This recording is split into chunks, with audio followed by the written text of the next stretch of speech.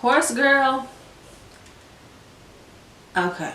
Horse Girl, basically, she was dealing with a lot of mental issues. I personally believe she was schizophrenic. Yeah, I think this lady was schizophrenic. She's young. She has a roommate. Her mom passed. She had a stepdad. Her real dad committed suicide, or he wasn't around, or something like that. And she starts to feel like aliens are watching her and listening into her. Like, she'll go to sleep and then she'll wake up in a phone booth, or she'll go to sleep and she'll wake up in her car, or her car is completely missing, or she'll wake up and it's the exact same time that she went to sleep. All this weird stuff start happening. She's trying to date, and she take old boy to the cemetery on their first date. Like, it was just a lot of weird stuff going on, and the end had me like, okay, so where's she going? You know, like, it was, I don't know. I had movies like that. I gotta get on Google and try to figure out what the ending meant. And I was even more confused. So I would watch it again if I was in the mood, because it's one of them movies like you watch it the first time and then you watch it the second time. It's something you missed. You know, it's something you missed. But it's still weird. Like, the ending not gonna change. I'm just saying, where is she going? Okay, next up is, now I watched Horse Girl and Jezebel back to back, and I was confused yet again. Jezebel was about this young black woman in Las Vegas living with her siblings, her older sister, their kid. No, it was the young lady, her older sister had a kid, the older sister had a boyfriend, and they also had a younger brother, like a teenage brother. They were living in this cramped little apartment. Their mom was sick. The mom passed. The big sister was one of them call girl, like telephone call girls, like the late night specials on TV. Like, for 50 cents you could talk to Suzanne. The sister was like, you know, you should probably go ahead and try to get into being a cam girl. So she meets this guy online or through the webcam or whatever, and she basically falls for him, and at the end she goes to meet him. But I'm not trying to give it away. Gotta watch it for yourself and be confused like I am. Okay, so Being Mary Jane, I had to start that one over from season 1, and supposedly there's like this ending, like a movie. It's not on Netflix. Episode 1, which was like, which was clearly like the, you know, the initial, this is Being Mary Jane, blah blah blah. That's not on Netflix either. You can probably try to find it on YouTube, but the ending, I have not seen it. All I remember is the last episode of the last season where he asked her to marry her, I think, and she was trying to get pregnant. Other than that, I don't remember what happened to the end, but I always have liked Being Mary Jane. She just be doing too much sometimes. So if you haven't seen this, it's worth a watch. It has Gabrielle Union in it, and it's basically her life being a reporter. Secret Obsession. Secret Obsession. I don't remember this. Deon Cole, Cold Hearted. I love Deon Cole, like, since I was younger. Like, Comic View was still on and he would come on even though I wasn't supposed to be watching it. I have always loved Deon Cole. His whole, like, demeanor, like scratching off the jokes, I just thought that was hilarious when I was young. Like, and he just gets better and better. So if you like comedy specials, that is definitely one to watch. If Professor Mack. Oh, okay. So it's with this lady. I forget her name. I really forget her name. She was on Basketball Wives. Not Basketball Wives, I'm sorry. She was on Real Housewives of Atlanta. Thick. Like, she was thick before. She is solid. Like, she is body goals for real.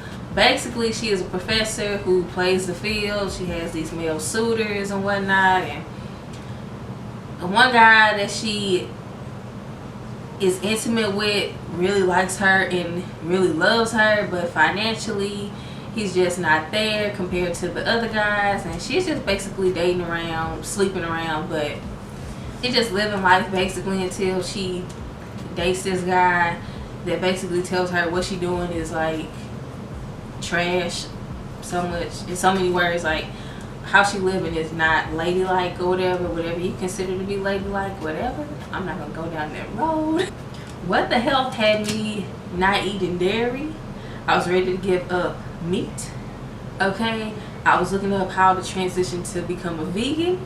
Okay, so What the Health is basically a docu-series, or no, it wasn't a docu-series, it was a documentary about the food industry and how burning pigs was, you know, messing up the scent in this neighborhood. Everybody smelled like pig intestines or something like that. Like the odor in the air was bad, like something like that. What the Health basically was a guy going around talking to people about like meat causes cancer, and when you eat meat it attaches to like something in your body which makes you sick, blah blah blah. It messed my head up for a minute, you know what I'm saying? I'm still eating chicken, still eating beef.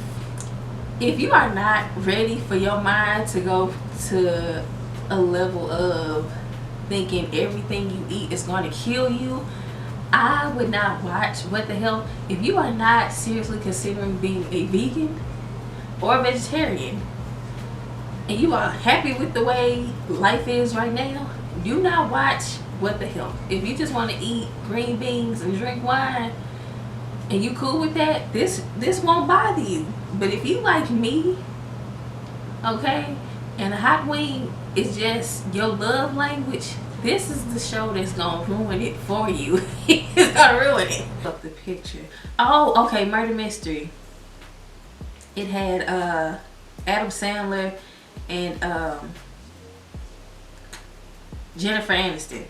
Adam Sandler, Jennifer Aniston. Watched it once. It was okay. Husband and wife. He pretended like he got the money to take her on a trip for their anniversary or honeymoon that it was supposed to be or whatever. He really doesn't have the money. They get away, they on a plane. She meets a guy who's mysterious and he invites them to like this weekend getaway palace type thing. A man dies and basically it's like Clue. Okay, it's literally like Clue. They trying to figure out who killed who and for what. It's just comedy because, I mean, it's Adam Sandler. I only watched it once. It was okay. Wine Country was a group of friends, like a trip, like a best friends trip, and they trying to reconnect and they get drunk and they eating and falling down the hill and whatnot. The cast is amazing. I love all of these women, but it wasn't something that I felt like I needed to watch again. It was cute. It was okay. Someone Great. I've watched that movie so many times over the past, like, whenever it came out, because it's just so light. It's about a girl who loved this guy and they break up, or he breaks up with her. She's feeling all the pain and heartbreak, and she's moving to LA from New York, and it's like her last big hurrah with her girlfriends and whatnot, and they drinking and doing drugs, and she's secretly trying to run into him. Scare Encounters had me dying. Scare Encounters basically, it's like Scare Tactics, but with this guy from what, I can't remember that movie. Goodness. Shameless, Senseless.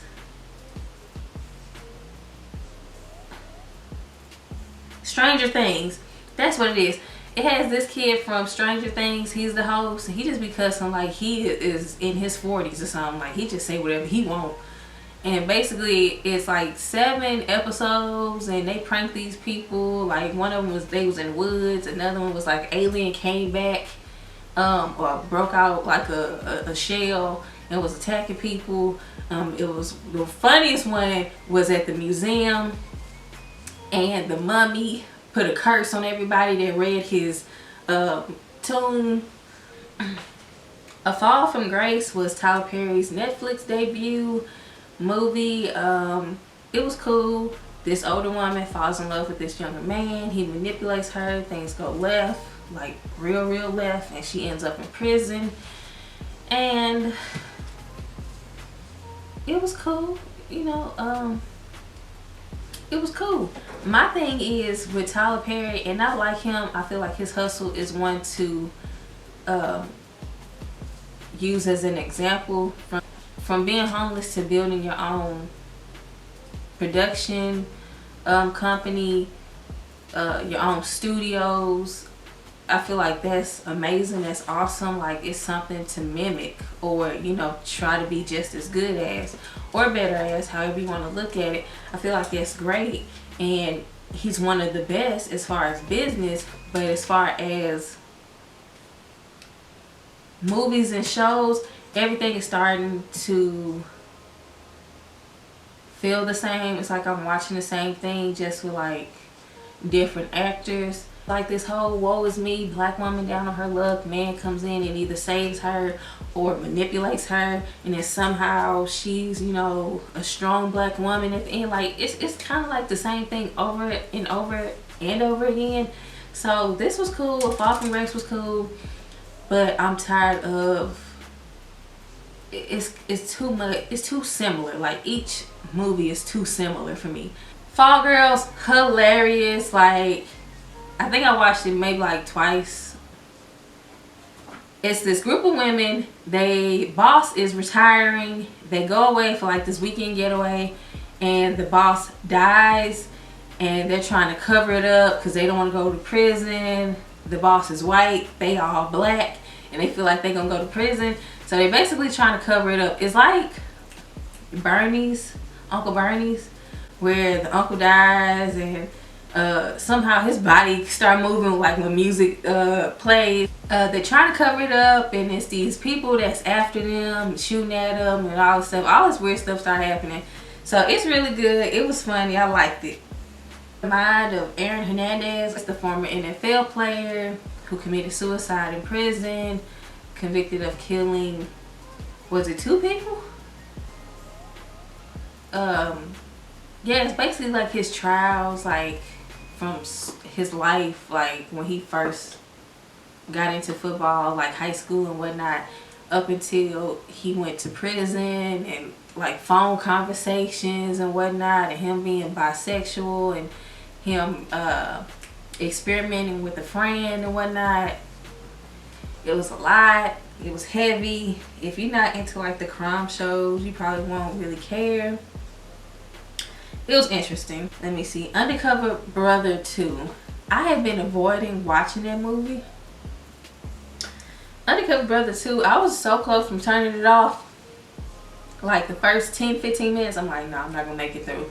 But I did. It was funny. It got better as time went on, but I don't feel the need to watch it again. It was cool. Spencer Confidentials, I watched it twice. I just watched it for the second time last night. Mark and Big Daddy and Buckle. Girl. So basically Spencer was convicted of assault, I believe, and that's Mark Wahlberg's character. He's in prison. He gets out. The person that he attacked suddenly dies the same night that he is released from prison. So people are looking at him like he did it. They want him to leave town, yada yada yada. He came out of his own business. He starts to like investigate what's going on. Now they after him, and it's just like one of those who did it and for what type of movies. It still has like its comedy aspects to it. I started Grey's Anatomy. I know they on like season 56. I'm on season 3.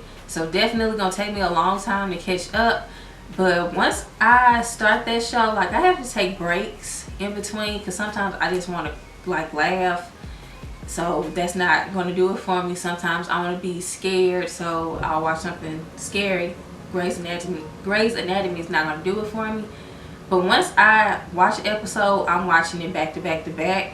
It's really good. Grey's Anatomy, if you don't know, this young lady, she's trying to become a surgeon, and it's about her love life, her life living with roommates who are also her friends, who are also trying to become surgeons, and things that, you know, issues that they come across in life and whatnot. And it's really good so far. Like I said, I'm only on season 3, and I know a lot of them die, sadly, but I'm way behind. So yeah, if you have a suggestion, please leave it down below. Don't forget to subscribe, don't forget to like this video, don't forget to hit the notification bell so you are notified when I upload another video. And I will see you guys in the next video, because I am out of stuff to talk about, out of shows to talk about, and I am out of wine.